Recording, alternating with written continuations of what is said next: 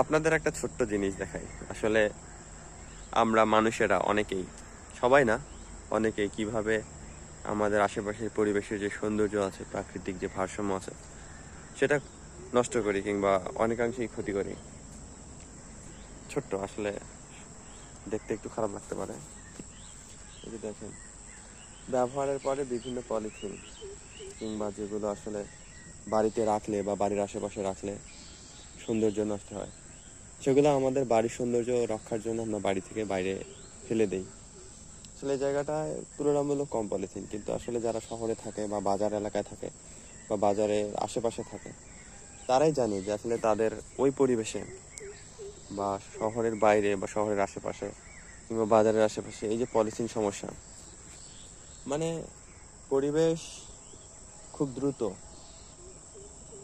যে জিনিসগুলো আসলে নষ্ট করতে পারে না বা সেগুলোকে হজম করতে পারে না, অর্থাৎ মানে একটা বিষয় কি, যে যেমন এই আমাদের এদিকে এটা ভাট্টির গাছ বলে, এই গাছটাকে কাটার পরে যদি কিছুদিন রেখে দেওয়া হয়, কয়েকদিনের মধ্যে বা কয়েক মাসের মধ্যে এটা মানে এর অস্তিত্ব বিলীন হয়ে যায়।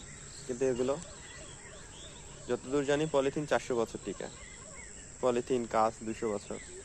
তো তার মানে কি, ধরে নিলাম যে যদি কোনো দৈবক্রমে বা কোনো একটা আকস্মিক ঘটনা না ঘটে, তাহলে এই যে পলিথিন যেগুলো আছে সেগুলো অন্তত কত বছর, 400 বছর টিকবে। কিন্তু আমরা যদি বাজার করার সময় বা মূলত এই বেশিরভাগ পলিথিনের ব্যবহার হয় বাজার করার সময়, তো আমরা যদি একটা ব্যাগ নিয়ে যাই, দেখা যাচ্ছে যে পলিথিনের ব্যবহার 10টার জায়গায় অন্তত 5টা কমানো সম্ভব। আবার এখানে যে পলিথিনগুলো আনার পরে দেখা যাচ্ছে যেগুলো শুকনো পলিথিন, সেগুলো আমরা পুড়িয়ে ফেললাম, যদিও তাতেও আসলে কার্বন ডাই অক্সাইডের পরিমাণ বাড়তেছে, অক্সিজেনের পরিমাণটা কমতেছে, কিন্তু তারপরেও কয়েক বছর, 2, 4, 5 বছরের মধ্যে সেটার আসলে মানে পরিবর্তন সম্ভব, অর্থাৎ কার্বন ডাই অক্সাইড থেকে অক্সিজেন বানানো সম্ভব আর কি, যেহেতু গাছপালা আছে। যাই হোক, হয়, কিন্তু এগুলো এগুলো কি সম্ভব?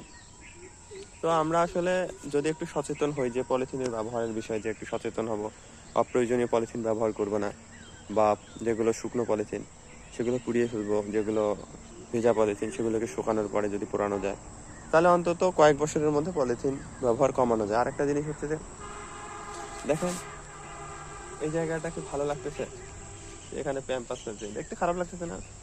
একটু দূর থেকে দেখেন, ভালো লাগতেছে, অথচ দেখেন এই পরিবেশটা দেখেন,